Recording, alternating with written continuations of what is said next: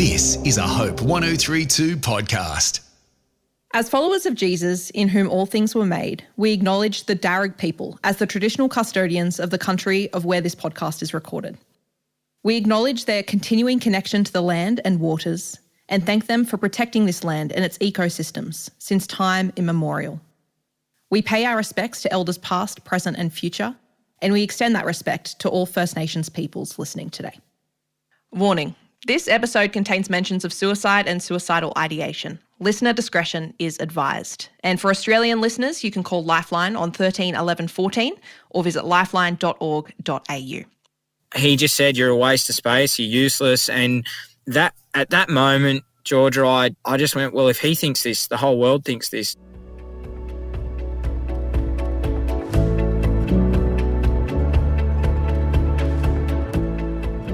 I'm Georgia and welcome to Finding Hope, the podcast that reminds you of the good in the world. Each episode tells the story of someone who has found real hope in challenging times and made the world a better place.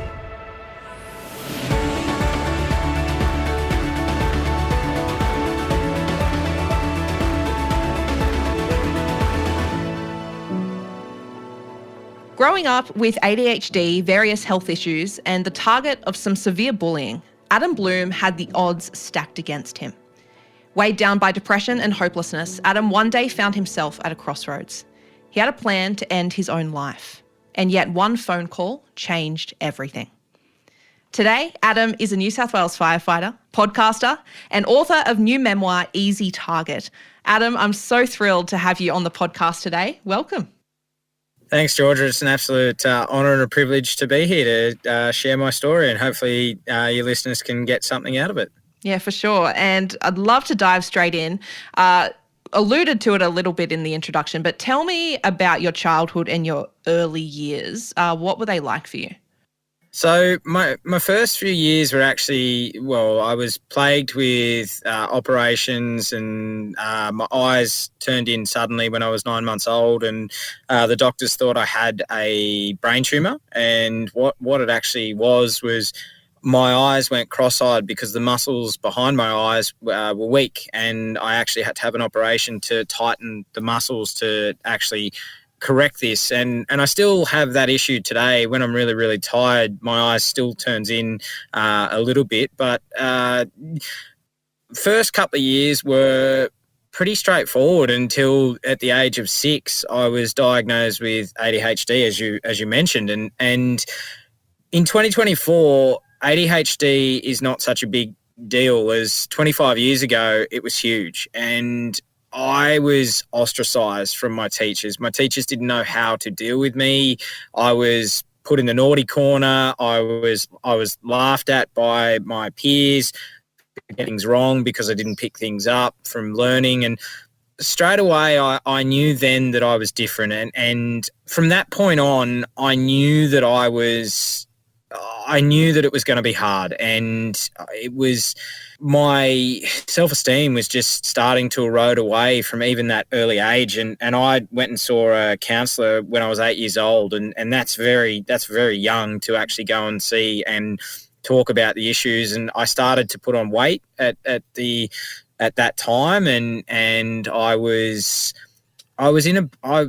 starting to struggle from even the earliest age of 8. And I will paint a picture for your listeners. I was a redheaded kid with freckles, and without even having the learning difficulties, being a redheaded kid with freckles, you're already a target. And on top of that, I was big, so I was fat, and I had learning difficulties. So, yeah, not really painting a really good start to life, that's for sure. And fast forward a little bit to, your later high school years and early adulthood. Did things improve at all? No, not at all, Georgia. If anything, they got worse. So my year 6 teacher told me that I'd amount to nothing in life. That was his parting gift. And also throughout high school, I was laughed at. I was told that I'd amount to nothing. Into my early work years, I was trying to fit in. I was trying to be one of the boys. Like, I just wanted to be accepted, and I probably shared more than what I what I should have back in when you're 19. You just want to fit in, and you just want to be part of the group. And I was I shared too much about my life, and I became the joke of the job site. And at the time, I thought that people were laughing with me, but they were actually laughing at me. And I didn't have the intellect that I've got now to understand that I was the punchline of every joke. And not just from your colleagues, but from your employer. Yeah, correct. Yeah, absolutely. That changes you, though, because it's one thing to be laughed at by your peers, but as someone who's supposed to protect you and guide you, to have that from teachers and bosses, that must change you. Yeah, it did. And as you've read in the book, my mental health, it declined very, very rapidly, and my self-esteem was non-existent. It didn't exist. It had eroded away to nothing. And I was in such a dark place that, as you alluded to, I contemplated ending my life. 22 years old, so young, your whole life ahead of you, and you quite literally woke up with a plan to end your life. Take me back to that day as much as you're able to. What kind of things go through your head? With mental health, people who struggle with mental health, we talk about the mental fog that you have. And there's a fog that you aren't, like, it clouds you, and it clouds your judgment, and it clouds your mind. And I was already in a dark place, and I went to work on that fateful day in September 2014, and I was working away, and at that stage I was 130 kilos at that stage. So I was starting to get up there as a big, and I'm not a tall person, so I wasn't carrying the weight very well. And I was working a construction job, and my boss at the time was a hard man. He was an old school man that nothing you did was good enough for him. Like nothing was good enough. No matter what you did, no matter how hard you worked, it was never good enough for him. And he even pushed his own son into a mental institution. So I'm painting a really good picture of the man that I was working for. And I'd stopped to have a quick drink of water because I was shoveling the curb and gutter. And he drove on site, and he would drive on site most days and watch the work. And I saw him when he came on site, and I knew he was there, and he could see that I was shoveling the curb and gutter. And I stopped and had a drink of water, and then he drove up, like straight up to me, got out of his car and just started screaming abuse at me and saying, and it was the three words that catastrophically broke my soul, and he attacked my integrity. And it was, I was a liar, a bludger, and a thief, and three things I'm not. And he just said, "You're a waste of space, you're useless." And that at that moment, Georgia, I just went, well, if he thinks this, the whole world thinks this, so I'm going to end my life. And the mental fog actually cleared, and I was clear on exactly what I was about to do. I was content that I was going to end my life on that fateful afternoon. And I went and parked the car up, and the water cart, and got in my car, didn't say goodbye to anyone, drove in complete silence. I knew exactly what I was about to do, and drove up past my house, drove up to a lookout, and it was a dark, gloomy afternoon, and there was no one around at this lookout. And I parked up, put my wallet and my keys on the bonnet of my car, and I started walking towards the cliff, and I was at peace, total peace, Georgia. It was just a calmness and a peace that I had never felt. And there was no guilt, there was no regret. I knew I was certain about what I was about to do.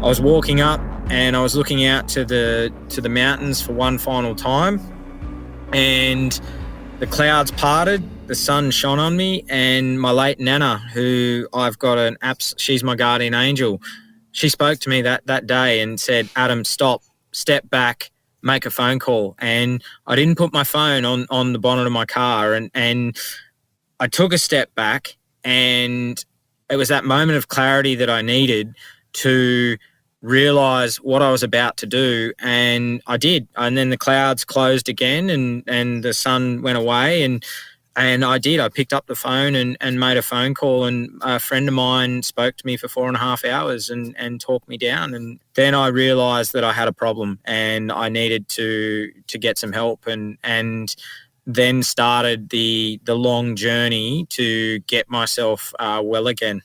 How much do you remember of that phone call?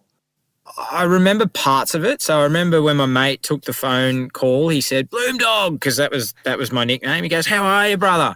And I just said, "I'm not great." I said, "Mate, I'm standing on the edge of a cliff about to throw myself off." And he could tell in the seriousness of my voice that I was there. And he said, "Where are you?" And I said, I'm not going to tell you, but I'm in trouble. And he said, so then I remember that part. And then I just remember him listening. That was what it really was. It was just me saying, how my life had got to this point. And he just listened. And then he said, "Where are you?" And I said, "I'm not telling you." And he said, "Do you promise me you'll get help?" And I said, "Yes, I promise." And that's the parts, like the middle part, I don't remember, but I remember the start and the finish. And then I went home and I didn't tell parents. I kept it from them, and I didn't go to work the next day, and I didn't care if I lost my job. I went to the doctors and I told them what had happened. I did a mental health assessment, and I scored off the charts with depression, severe depression and severe anxiety. And they sent me to a psychologist, and that started a 3-year journey, Georgia, that was hard. Like, it was because the first psychologist was just a tick and flick and wasn't really getting to the root. And I say this to anyone now who is struggling, is finding the right psychologist, psychiatrist, counsellor is like speed dating. You go, "Ooh, you look like the right one for me. Ooh, no, actually, no. And then, actually, we might have a coffee date." And then when you find your right psychologist, it just clicks and everything clicks. And for me, I found that, and my psychologist who I'm with now, he is he's blunt. Like, there's just he is just straight to the point. And he wants to get you better. And that started the process, Georgia. And we started working through all my trauma, all the issues that I'd had. We started to break them down and basically rebuild Adam 2.0, who you see today.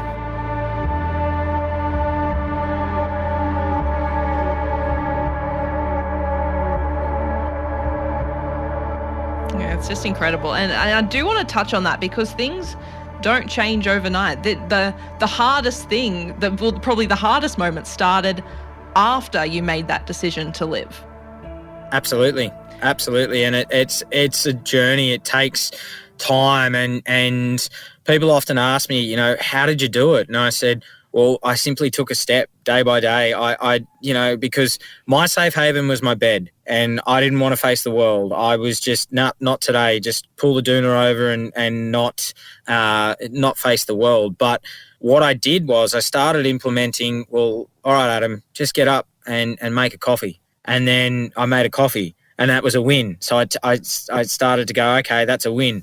Then I started to go, well, if I can make a coffee, I can then go outside and drink that coffee. Mm-hmm. That's another win. And then I went, well, if I can do that, then I can walk to the end of my street. And if I can walk to the end of my street and back, then I can, and I just slowly started to build a little bit of momentum. And then I started to study positive, influential people. And I started to follow what they were doing and how they were going about it, and what made them be happy and successful. And I started to get more intrigued of what the study was, of what happiness is. And my mind started to shift. And with my psychologist, he told me the elephant in the room is your weight. If you lose weight, because at that stage I'd blown out to 166 kilos. And he's like, mate, we've worked through your childhood trauma. We've worked through where you are to the point. He's like, mate, I'll keep taking your money, but the elephant in the room is your weight. And if you lose weight, your life will change. And it took me a long time, Georgia, to understand that and comprehend what he was saying in that moment. And then I woke up one morning and went, yeah, okay, I'm over being fat. I really want to lose weight. And I was exercising, the weight wasn't shifting. And then I went to my doctor and said, I'd like to go down the gastric sleeve process. And my first doctor said, no, you're too young, not approving it. And I went, oh, okay. So I went to another doctor. She said, Adam, I've known you your whole life. I know that you're struggling. She said, this is going to help you. This is absolutely going to help you. It's going to change your life. So then I went and saw the surgeon, and he said, Adam, I'm glad you're seeing me, because he said, if you keep going the way you're going, he said, you'll be dead by 34. He said, your blood sugar level's 38. He said, a normal blood sugar level is between 5 and 7. And I went, and he said, you're in borderline heart attack or stroke country. And I went, oh, and that was the moment. That was the moment, Georgia, where I hadn't felt like I hadn't felt that low since I went and attempted suicide. And it was the point of where I went, okay, I really need to change now. And I need to change my life going forward. And that's what I did. I started to implement changes, and I started to make radical changes in the way I ate, the way I exercised. I had the operation, I lost 45 kilos, and then I lost another 20 kilos on top of that. So I call them my tribe, and they came into me and just started, amazing results started to happen. And then I met my mentor, and she said, you need to write a book. You need to write this in a book. This is a book of hope, and you need to tell people your story. And to the point of where I told her to actually F off, because I was like, who's going to read my book? Like, no one's going to read my story. And then she said, no, you need to do this. And that started a 3-year journey to where Easy Target was published in March.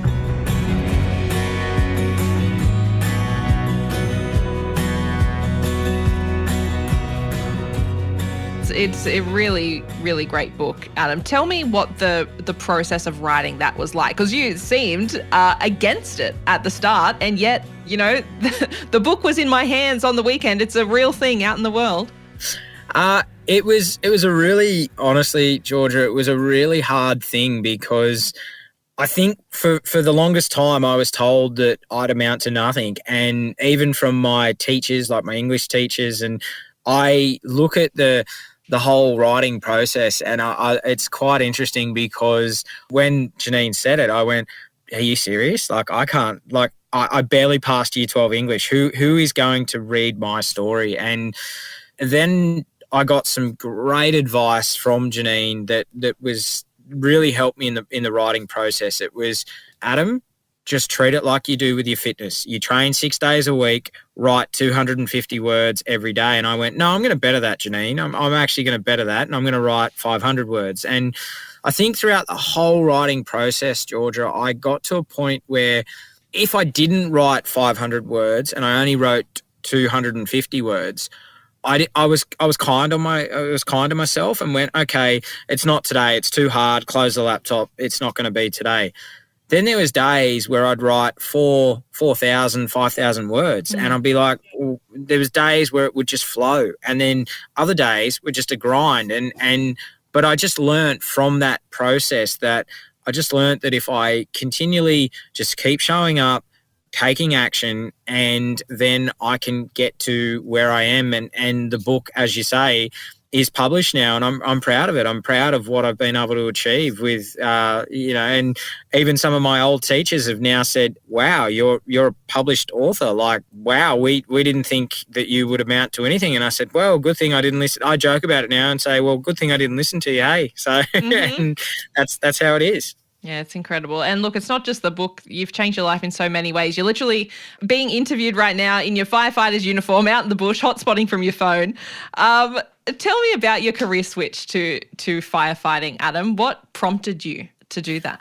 I've been a volunteer firefighter in the RFS for 13 years now, and 3 years ago, I had enough of the construction industry, and I always knew that I was destined and for more and wanted to do more, and there was an opportunity that came up to apply for the fire service, and I did. I applied and got in, and I think it's something about you find your purpose. You know that you're out protecting the community and you're out helping people. That it's something that everyone wants purpose. Everyone has to have a purpose. Like, we all need a purpose in life. Otherwise, what is the point? Like, we're here for a purpose. We've got a job to do. And whether it be that, you know, people like doctors, nurses, firefighters, police, people in the defence force, whatever it is,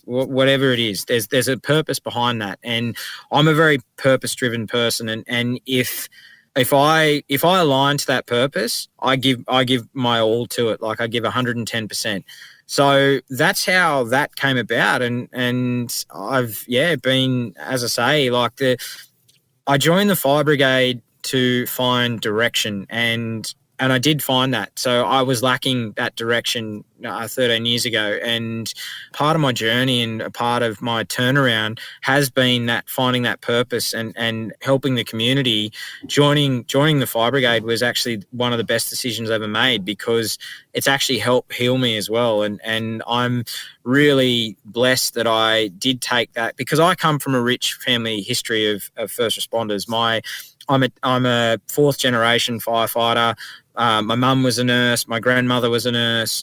My other side of my family dates back to the military, to the Boer War, right up to modern day. So in my family, and my cousin's a police officer, my cousin is a paramedic, my other cousin's a doctor, my other cousin's a nurse, my brother's a firefighter. So in our family, it's service, it's giving back, it's about helping others and a willingness to serve. And so in my family, you either go one or two ways. You either go military or you go be a first responder. So I love being a first responder. I love what it gives me. I love putting on the uniform every day. And I love it when a young kid looks and goes, oh, look, a firefighter. I want to be just like him when I'm older. And that makes me warm and fuzzy inside. It's great to know that you can mentor and inspire another generation to come through and maybe follow in your footsteps. Adam, you talk a lot about your purpose, which I just love. I think it's so important that we find things to do that we love. And, we are a Christian podcast, Christian radio station. I know a lot of listeners find their purpose, in their faith. Was a relationship with God ever something that you had in your life? What was the role of that? Yeah, absolutely. So I wouldn't be where I am today, Georgia, without my faith. Like, my faith has got me to where I am. Like, there's certain things in my life that can only be explained through faith. And like my nan spoke to me that day. That's a hand. That was a hand of God helping and saving my life. And I know that. And my nan is my guardian angel. She's with me every single day. And absolutely, my faith came to me because I went to a Catholic high school, and it came to me very late, and it was in year 12. That was when I really started to get a real strong calling with my faith, and it stayed with me ever since. And I pray to God every day. Every day I pray to God, and I'm grateful for Him every single day, of every blessing He gives me. Like, it's just grateful to wake up to. If you can't find 10 things that you're grateful for, the fault lies with you. You need to find 10 things, and that's something that I've implemented every single day. Is day and night now I pray every single day, and it is. I know that, look, some people, for their own choosing, don't believe. That's fine. But for me, faith is huge, and it has got me also to where I am today. Yeah, fantastic. Adam, what encouragement would you give to those who are perhaps battling similar things that you have been on yourself, that need that sense of encouragement, word of advice to go on? So my greatest advice is just keep shifting forward 2 millimeters every day. And life it's a lot of ups and downs. I use the heart rhythm as a way to do an example of life. There's some ups, and then there's some downs. Then there's some ups, then there's some downs. But enjoy the ups when they are happening, because there are downs coming. But I think the greatest bit of advice I could give to people who are struggling is that the bad times are going to end. There are going to be good times that come again, and you ride them out. And life isn't easy, but you just get stronger and you get more resilient, and you, as I say, just one foot in front of the other every single day. And the biggest thing that I've learnt is to journal and to do meditation, do visualization, gratitude, gratefulness, exercise. Exercise is huge for anyone who is struggling. Get out and move. That's been a massive, massive thing for me, is exercise. I now exercise 6 days a week, and I absolutely love it. And there's something about exercise. And I think anyone who is struggling, it is not weak to speak. If you are struggling, speak up. It is one of the biggest things that I say, is that if we are going to break this stigma down, Georgia, of what mental health is we need to break down that it's weak to speak. It's not. Speaking up takes courage. Speaking up saved my life, and it can save many other lives. And so for me, my biggest thing is if you are struggling, speak up and ask for help. And anyone who is listening to someone who is struggling, do it don't judge them, just listen. Listen to what they're saying, Georgia. Don't try and give advice or anything like that. Just listen to what they're trying to tell you. They are reaching out and asking for you for help, and just listen and be no judgment. And then say, look, I'm really grateful that you trust me to share with me. And then allow them, and then you should say to them, I think now you need to go and see, a professional. To what you've told me, you now need to go and say this and get some strategies and help to, get yourself back to being good. And that's the advice I would give to anyone who is struggling, or who knows someone who is struggling, is do it judgment free, because at the end of the day, people are coming to you, they trust you, but they're also coming to you from a place of they want to share their story, but they trust you in that they're not going to be judged for sharing their story. And that's the biggest advice I can give to anyone who is struggling out there. And just fall down 7 times, get up 8. That's the, there's a famous quote from Denzel Washington that, without commitment, you'll never start, but more importantly, without consistency, you will never finish. Ease is a greater threat to progress than hardship. Fall down 7 times, get up 8. And yeah, you get knocked down to the canvas, get back up. And every time you get knocked down, you get back up and you're stronger for what you've just gone through, and you've grown your resilience. And that is what I say to anyone who is struggling. What a fantastic place to end. Adam Blum, it has been an absolute pleasure. Easy Target. Adam's memoir is out now wherever you get your books. All that information is going to be in the show notes. What a pleasure it was to chat to you today, Adam. Thank you so much. Thank you, Georgia. And as I say, to end this, if anyone is struggling, please reach out. It is not weak to speak. It's a sign of strength.